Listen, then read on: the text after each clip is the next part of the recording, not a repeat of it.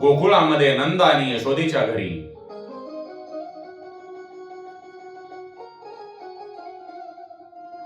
भगवान श्रीकृष्ण बालरूपामध्ये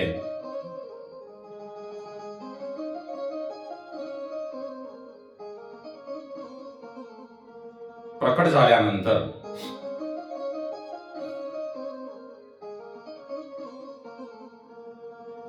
गोकुळामध्ये आनंद पसरतो आणि सर्व लोक गोकुळातील आनंदी होतात.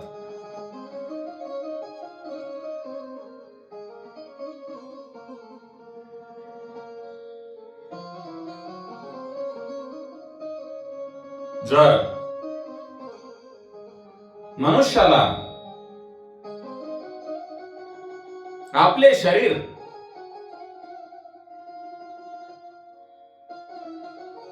मथुरा बनवायचे असेल आणि गोकुळाला हृदय बनवायचे असेल तर त्यासाठी आपणाला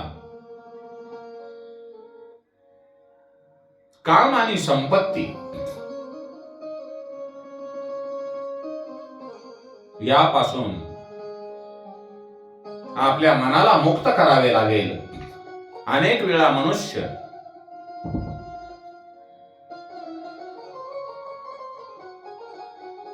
शरीराने त्याग करतो परंतु मनाने त्याग करू शकत नाही, कारण त्याचा तो अहंकार आहे. आपले जे तारुण्य आहे ते तारुण्य भोगविलासामध्ये बिघडू देऊ नका आणि या तारुण्यामध्येच मनावर अंकुश ठेवण्याचे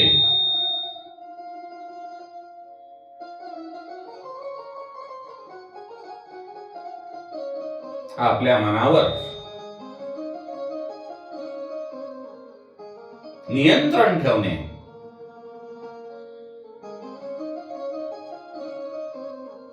हे शहाणपणाचे असून आपल्याकडे जरी भरपूर प्रमाणामध्ये संपत्ती असली तरी संयम ठेवा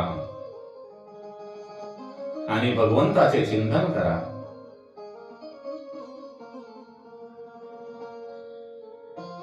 आपण भक्ती करतो परंतु भक्ती करणे हे सोपे नाही. परस्त्री आणि परपुरुष, परस्त्री आणि परपुरुष याची आसक्ती सुटल्याशिवाय, यांची आसक्ती सुटल्याशिवाय भक्तीचा आरंभ होत नाही. द्रव्य आणि विषय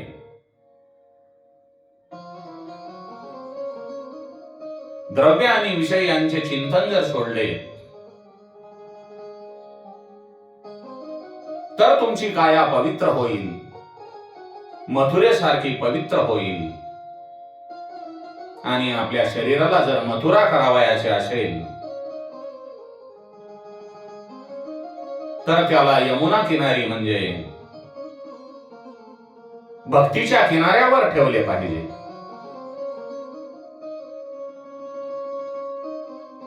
आपल्या शरीराने जरी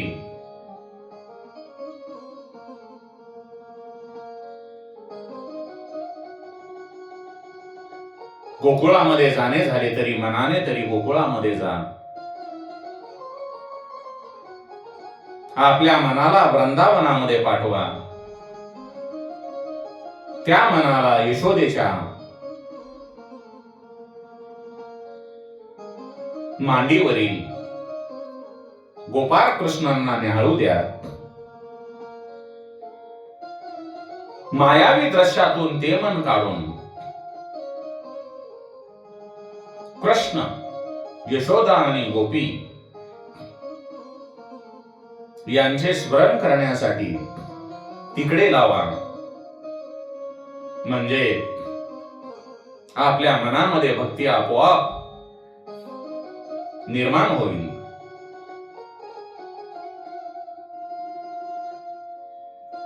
ज्ञान मार्गामध्ये भेदाचा निषेध आहे.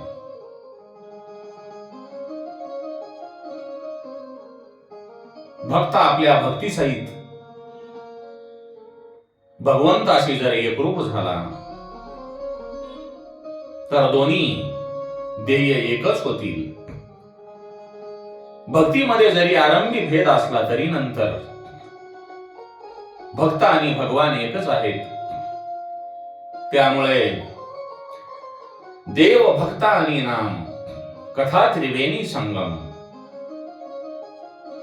मनुष्याला जोपर्यंत जगाचे भान आहे तोपर्यंत भक्तीमध्ये आनंद मिळत नाही आणि आपल्या देहाचे भान आहे तोपर्यंत देहदर्शन होत नाही. आणि भगवंताचे ध्यान केल्याशिवाय, भगवंताचे नाम संकीर्तन केल्याशिवाय ईश्वरी साक्षात्कार होत नाही. वसुदेव देवकींनी 11 वर्ष सतत भगवंताचे ध्यान केले होते. ध्यान करणाऱ्यामध्ये फक्त ईश्वरी भाव शिल्लक असतो. त्याला अद्वैत म्हणतात.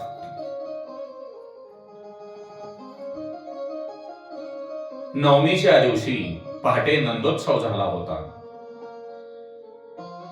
म्हणून नंदोत्सव नेहमी ब्रह्ममुहूर्तावर करावा. सकाळी सकाळी लवकर उठून भगवंताची ध्यान धारणा करावी. ईश्वराशी एकरूप व्हावे.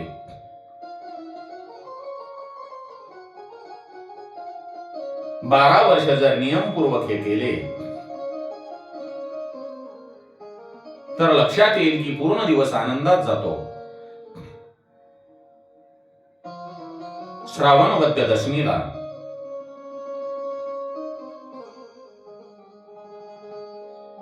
भगवान शंकर गोकुळामध्ये प्रवेश करतात. श्री शंकर हे योगीश्वर आहेत आणि श्रीकृष्ण हे योगेश्वर आहेत.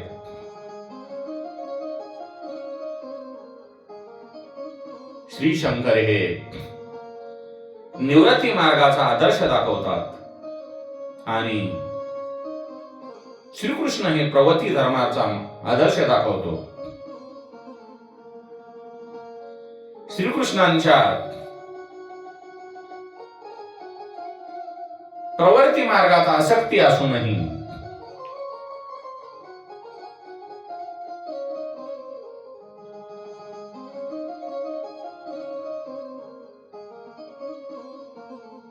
प्रवृत्ती असूनही आसक्ती दिसत नाही आणि त्यांची प्रवृत्ती ही निवृत्तीप्रमाणेच आहे. भगवान शिवशंकर म्हणतात, ज्यांना आनंद ब्रह्मानंद हवा असेल त्यांनी निवृत्त व्हावे. भगवान श्री शिवशंकर हे संशानामध्ये वास करतात आणि भजनाचा आनंद मिळवण्यासाठी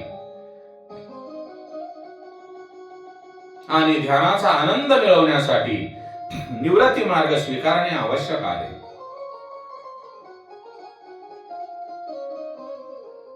एका खेड्यातील एक माणूस असतो. त्यांना 2 मुली असतात. एकीचे नाव प्रवृत्ती आणि दुसरीचे नाव निवृत्ती. दोघींचे विवाह होतात. एकीचा विवाह शेतकऱ्याशी होतो आणि एकीचा विवाह कुंभाराशी होतो.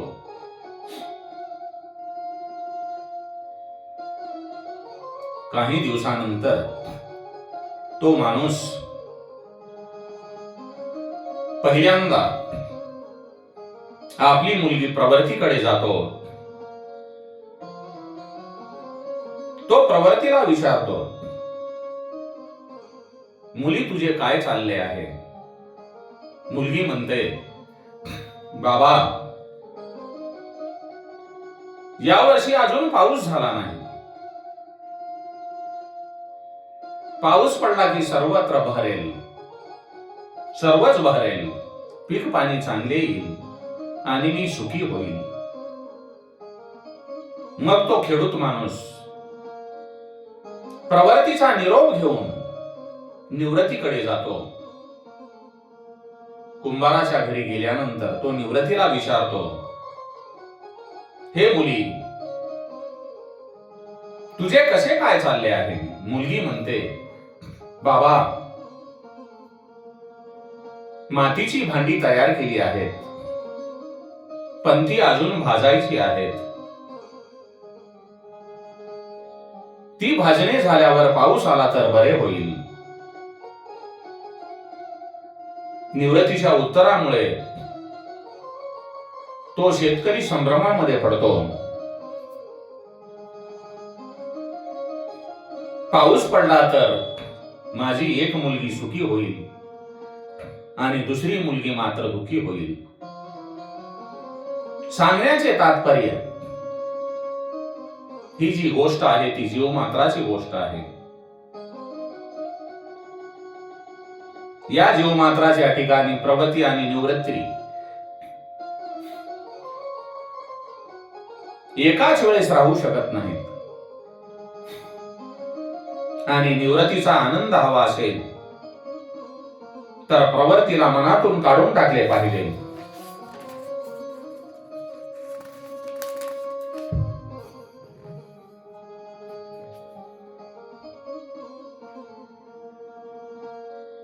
श्रावण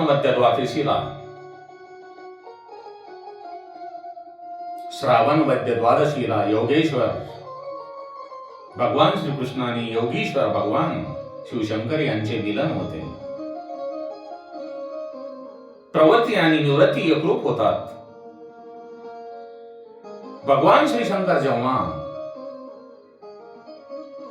योगेश्वराचे दर्शन घेण्यासाठी निघतात तेव्हा त्यांचे खास गण श्रृंगी आणि भृंगी म्हणतात, आम्ही तुमच्या बरोबर येतो. पण शंकर त्यांना आपल्या बरोबर घेत नाहीत. भगवंताच्या ईश्वराच्या दर्शनाला एकटेच जावे लागते. दर्शन एक चित्ताने घ्यावे आणि भगवंताचे दर्शन झाल्यानंतर मंदिराच्या पायरीवर बसून भगवंताचे चिंतन करायला पाहिजे. साधू ब्राह्मणांना भिक्षा देण्याचा नेम यशोदेने केलेला होता. भगवान श्री शिवशंकर हे गोकुळामध्ये तिच्या समोर साधू वेशामध्ये प्रकट होतात तेव्हा यशोदा आपल्या दासी बरोबर भिक्षा पाठवते. पण श्री शिवशंकर हे भिक्षा घेत नाहीत. साधू हे भिक्षा घेत नाहीत. म्हणून यशोदा बाहेर येते आणि म्हणते, साधू महाराज, आपण जेवढी म्हणाल तेवढी मी भिक्षा आपणाला देईन, पण माझ्या श्रीकृष्णांना मी बाहेर आणणार नाही. तुमच्या गळ्यामध्ये तर सर्प आहे, त्यांनी माझ्या श्रीकृष्णाला दंश केला तर मग काय होईल? तेव्हा साधू रूपातील योगीश्वर भगवान श्री शिवशंकर म्हणतात, यशोदे, तुझा जो पुत्र आहे तो काळाचाही काळ आहे. त्याला काय होणार? त्याला कसली भीती? त्याला कोणाची नजर लागेल? त्याचे दर्शन घेतल्याशिवाय मी येथून जाणार नाही. गोकुळामध्ये आशेश्वर नावाचे भगवान श्री शंकर यांचे देऊळ आहे. श्रीकृष्णांचे दर्शन घेण्याच्या आशेने आलेल्या शंकराचे ते मंदिर आहे. आपले दर्शन घेण्यासाठी भगवान श्री शिवशंकर हे आलेले आहेत. हे योगेश्वर श्रीकृष्णांना जेव्हा कळते तेव्हा ते बालरूपातील श्रीकृष्ण रडू लागतात.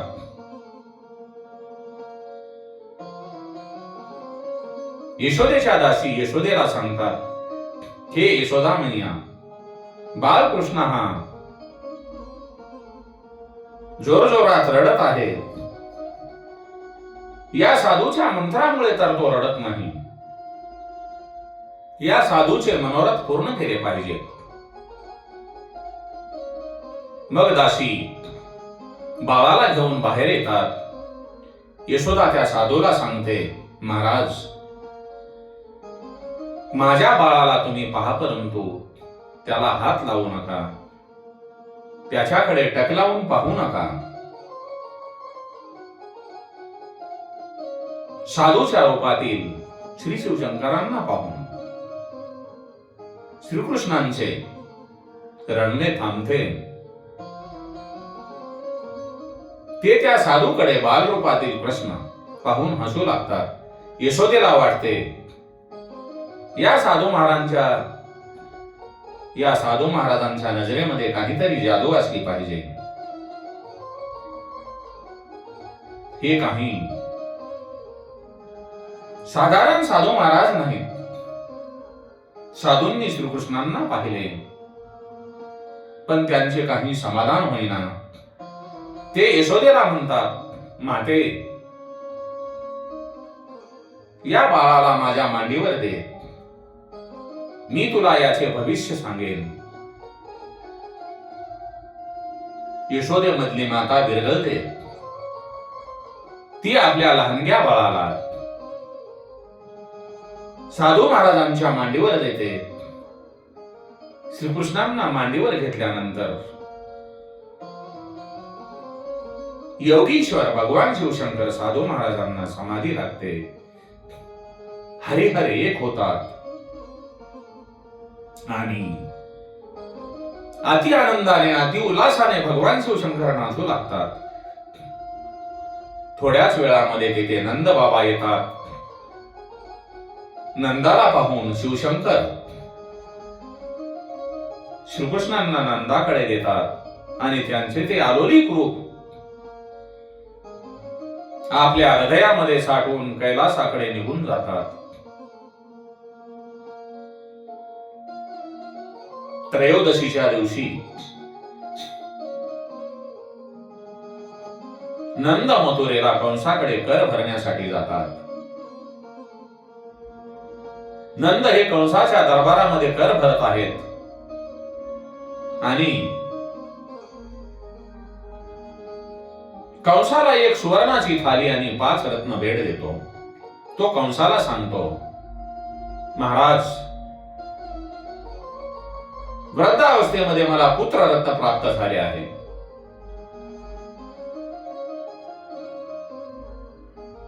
गोकुळातील माझ्या सहकार्यांनी माझ्यासाठी एकादशी व्रत केले, त्याचेच हे फळ आहे. कंस अजाणतेपणाने नंदाला म्हणतो, नंदा, तुझा मुलगा मोठा राजा होईल.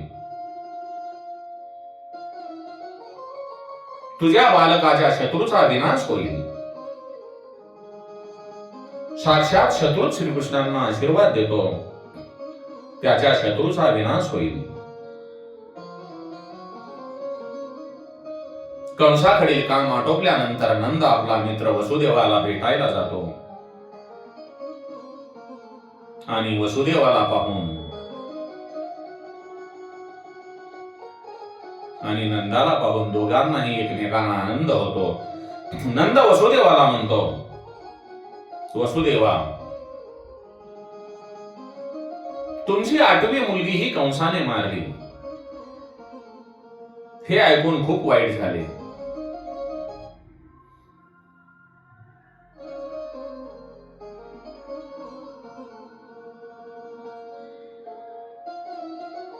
तेव्हा वासुदेव म्हणतो, हे नंदा बाबा, तू वाईट वाटून घेऊ नकोस. तुझ्या घरी वाढणारा मुलगा माझाच मुलगा आहे असे समज. माझी मुलगी कंसाने मारली, हा माझ्या कर्मांचा दोष आहे.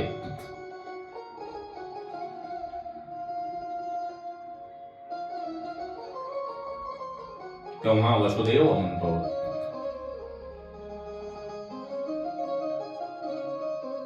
जे माझ्या कर्मामध्ये होते ते झालेले आहे. तेव्हा नंद बाबा वसुदेवांना म्हणतात, वसुदेवा, खरेच माझा मुलगा तुमचाच मुलगा आहे.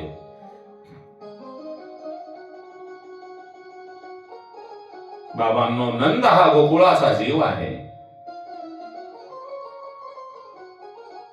नंद हा गोकुळाचा जीव आहे आणि तो जीव जेव्हा गोकुळ सोडून जातो तेव्हा तिथे राक्षस येतात. नंद जेव्हा कंसाला भेटण्यासाठी मथुरेला जातो तेव्हा गोकुळात राक्षसी येते. देवकीच्या मांडीवर घेतलेले बाळ जेव्हा कंसाच्या हातून निसटते आणि आकाशात जाते तेव्हा आकाशवाणी होती की कंसा, तुझा निपांत करणारा काळ जन्माला आला आहे आणि तो अतिशय सुरक्षित आहे. आकाशवाणी कंसाला स्वस्थ बसू देत नाही, तो अतिशय बेचैन होतो आणि तो पुतना नावाच्या राक्षसनीला आजूबाजूच्या गावामध्ये पाठवतो आणि तिला सांगतो की गेल्या 4 दिवसामध्ये जन्माला आलेल्या बालकांना तू ठार मार. पुतना कंसाची आज्ञा घेऊन गावोगावी फिरत चतुर्दशीच्या दिवशी गोकुळामध्ये येते.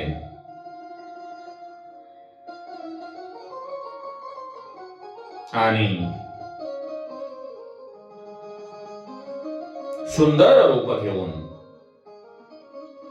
गोकुळामध्ये बालकृष्णांच्या शोधामध्ये फिरत असते.